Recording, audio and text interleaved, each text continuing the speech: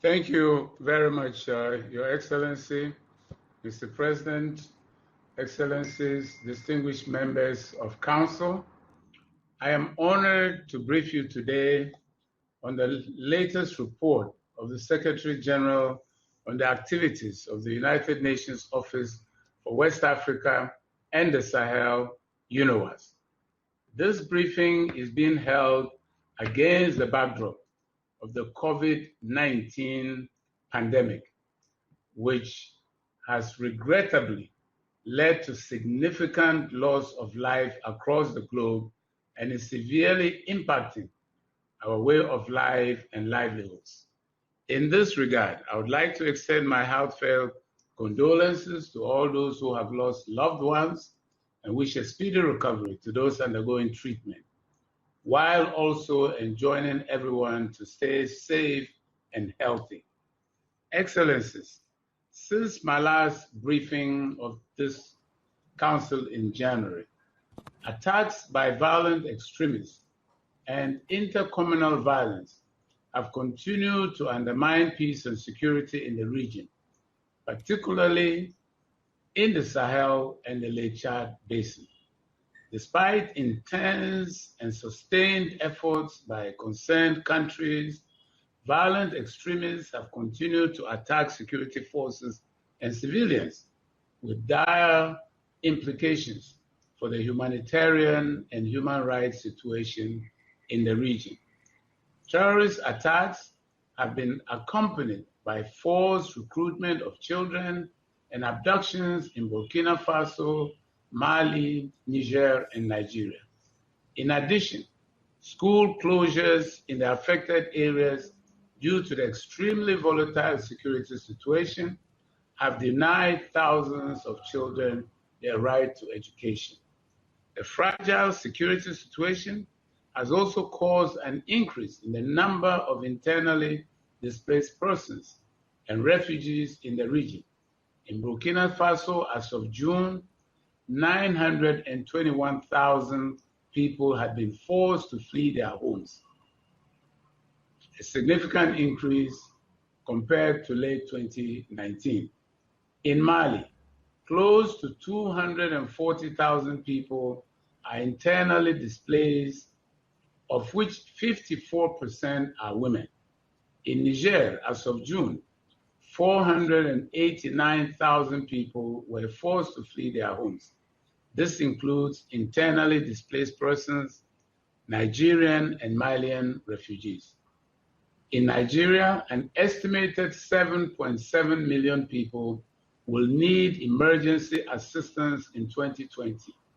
In Adamawa, Borno, and Yobe states, over 1.8 million people, more than half of them women, still live in makeshift camps or are hosted in communities that are themselves extremely vulnerable. While national and multinational forces intensified counterterrorism operations, some communities have resorted to organize volunteer groups and self-defense militias for protection. Human rights groups have raised concerns over alleged abuses by self-defense militias and by security and defense forces. Mr. President, the growing linkages between terrorism, organized crime, and intercommunal violence cannot be overemphasized. Terrorists have continued to exploit latent ethnic animosities and the absence of the state in peripheral areas to advance their agenda. The United Nations must remain committed to working with all partners in order to enhance a more holistic and sustainable approach to these challenges by building national and institutional capacity, improving community resilience, encouraging, supporting, and advocating for good governance, political inclusion, respect for human rights, and adherence to the rule of law. In this regard, the United Nations should support ECOWAS in the implementation of its 2020-2024 action plan for the eradication of terrorism in the sub-region. Also, the international community needs to increase its support to the full implementation and operationalization of the African Union Lake Chad Basin Commission as LCBC Regional Stabilization Strategy for the Lake Chad Basin, while accelerating the implementation of the UN Integrated Strategy for the Sahel, UNIS. Coordination among the various initiatives aimed at addressing security, humanitarian, and development challenges in the region is crucial. In this regard, the call by the G5 Sahel Summit of 30th June for enhanced coordination and cohesion among member states is commendable. I also welcome the commitment to the strict respect of human rights expressed at the summit. We're ready to work in partnership with member states to address this challenge together. As reiterated by the meeting of the UNIS Steering Committee, which I chaired on 30th June, the United Nations should continue adopting a cross-pillar approach, which emphasizes the importance of national ownership, while also aiming at creating synergies with other initiatives and partners. In this connection, on 4th March, I facilitated a meeting between the Executive Secretariat of the LCBC and the head of the Multinational Task Force, Ambassador Mamanu, and the Regional United Nations Sustainable Development Group in Dakar to develop a common understanding of the role of the UN agencies in the implementation of the LCBC Regional Stabilization Strategy, and to ensure coherence with existing regional programs, including those implemented within the framework of UNIS. A similar meeting is also envisaged for the RUNDG with ECOWAS in Abuja to enhance coordination between the UN and the ECOWAS, especially in the implementation of the ECOWAS strategy for the Sahel. Furthermore, as part of our efforts to support the Mano River Union, its cross-border security and confidence-building measures, in February, UNOWAS signed a cooperation agreement with the MRU on peace, security issues, and support to youth and women on cross-border cooperation. And we brought together the RCs together with the Mano River Union Secretariat to see how we can work harmoniously, UN and MRU, in that particular part of West Africa. Mr. President, climate change is reinforcing security risk in the region by exacerbating farmers-herders conflicts, which remain a major security concern, increasing social tensions, and contributing to rural-urban migration, violence, delinquency, and food insecurity. Through its convening role, and in line with its new mandate, UNOWAS is conducting analysis and research to elicit a greater understanding and mitigation options on the adverse implications of climate change on peace and security in West Africa and the Sahel, and in collaboration with relevant UN mechanisms and in partnership with ECOWAS, the World Bank, as well as international, regional, and national think tanks. Excellencies, the COVID-19 pandemic is amplifying and exacerbating pre-existing conflict drivers with grave implications for peace and security in West Africa and the Sahel.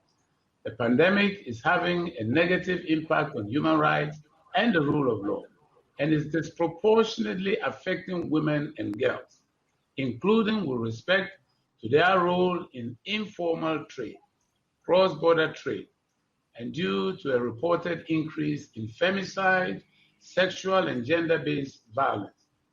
heavy-handed responses by some security services to enforce restrictions have been reported, even in countries with more solid human rights records.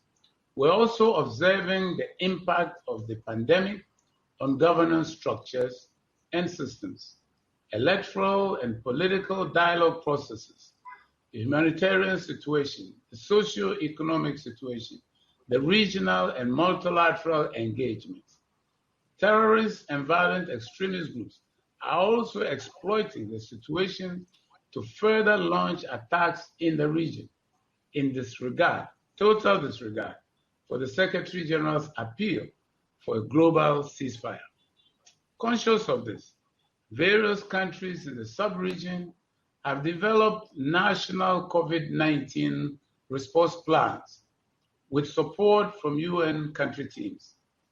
At the regional level, on 23rd April, the ECOWAS Authority of Heads of State and Government held an extraordinary summit and appointed President Mohamed Buhari of Nigeria as champion to lead regional COVID-19 response efforts.